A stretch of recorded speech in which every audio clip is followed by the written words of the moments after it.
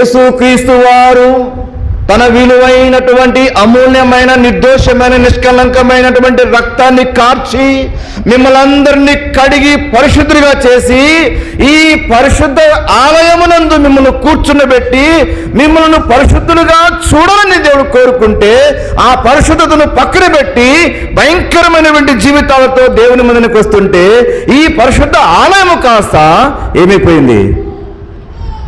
ఏమక్క? పరిశుద్ధత లేని ఆలయముగా చేయబడుతుంది.